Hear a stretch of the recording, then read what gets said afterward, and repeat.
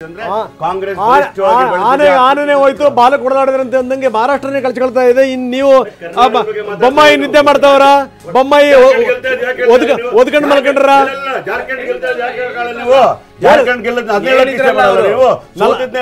ಹೇಳಿದ್ವಿ ಸ್ವಾಮಿ, ಒಳ್ಳೆ ಹೇಳಿದ್ರಲ್ಲ.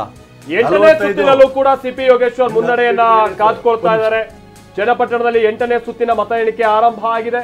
ಸೊ 8ನೇ ಸುತ್ತಿನಲ್ಲೂ ಕೂಡ ಸಿಪಿ ಯೋಗೇಶ್ವರ್ ಮುನ್ನಡೆಯನ್ನ ಕಾದ್ಕೊಳ್ತಾ ಇದ್ದಾರೆ ಅನ್ನುವಂಥದ್ದು ಗೊತ್ತಾಗ್ತಾ ಇದೆ. ಬಹುಶಃ ನಿಖಿಲ್ ಅವರಿಗೆ ಈ 6, 7, 8, 9ನೇ ಸುತ್ತು ಇದೆಯಲ್ಲ, 10ನೇ ಸುತ್ತು ಕೂಡ ಸೇರಿದಂಗೆ ಇದು ಬಹಳ ನಿರ್ಣಾಯಕವಾದಂತಹ ಸುತ್ತುಗಳು ಅನ್ನುವಂಥದ್ದು ಗೊತ್ತಾಗ್ತಾ ಇದೆ. ಯಾಕಂದ್ರೆ ಟೌನ್ ಲಿಮಿಟ್ಸ್ ನಲ್ಲಿ ಬರ್ತಾ ಇರುವಂತದ್ದು,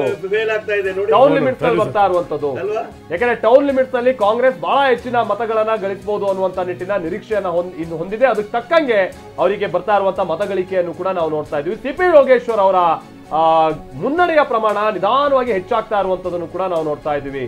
ಚನ್ನಪಟ್ಟಣದಲ್ಲಿ ಯೋಗೇಶ್ವರ್ಗೆ ಮತ್ತೆ ಭರ್ಜರಿ ಮುನ್ನಡೆ. 3900 ಮತಗಳ ಮುನ್ನಡೆ ಇತ್ತು. ಈಗ ನೋಡೋಣ ಅದ್ರ ಮುನ್ನಡೆ ಪ್ರಮಾಣ ಎಷ್ಟಕ್ಕೆ ಹೋಗಿದೆ ಅಂತ. ಯೋಗೇಶ್ವರ್ ಅವರ ಮುನ್ನಡೆ ಯಥಾವತ್ತಾಗಿ ಮುಂದುವರಿತಾ ಇದೆ. 11,178 ಮತಗಳ ಮುನ್ನಡೆ. ಇದು ಸಾಮಾನ್ಯ ಸಂಗತಿ ಅಲ್ಲ, ಇನ್ನು ಟಫ್ ಆಗ್ತಾ ಹೋಗುತ್ತೆ. ಯೋಗೇಶ್ವರ್ಗೆ ಭರ್ಜರಿ ಮುನ್ನಡೆ, 11,178 ಮತಗಳ ಮುನ್ನಡೆ.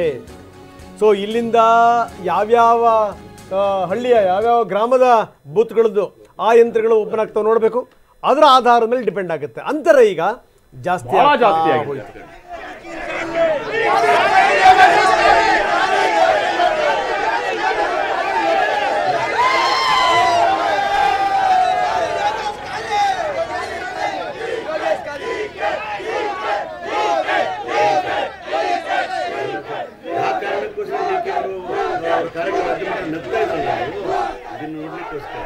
ಸ್ವಾಮಿನ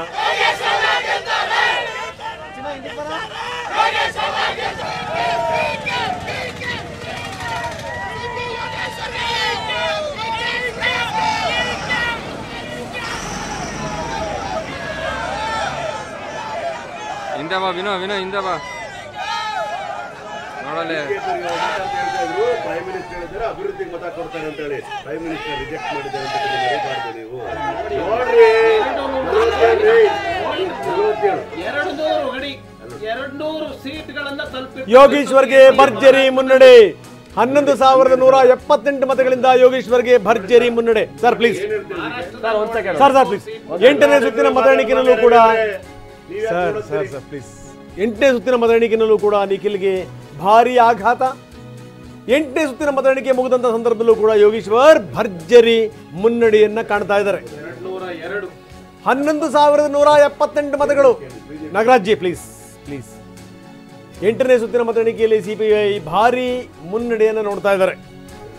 ಸೊ ಇದು ಈ ಅಂತರ ಇದೆಯಲ್ಲ, ಅಂತರ ಜಾಸ್ತಿ ಆಗ್ತಾ ಇದೆ. ಬಹುಶಃ ನಿನ್ನೆ ಉಪಮುಖ್ಯಮಂತ್ರಿಗಳ ನಿನ್ನೆಯ ಕಾನ್ಫಿಡೆನ್ಸ್ ಏನಿದೆಯಲ್ಲ, ಬಹುಶಃ ಇದೇ ಕಾರಣದಿಂದ ಕಾನ್ಫಿಡೆನ್ಸ್ ಇತ್ತು ಅಂತ ಅನ್ಸುತ್ತೆ.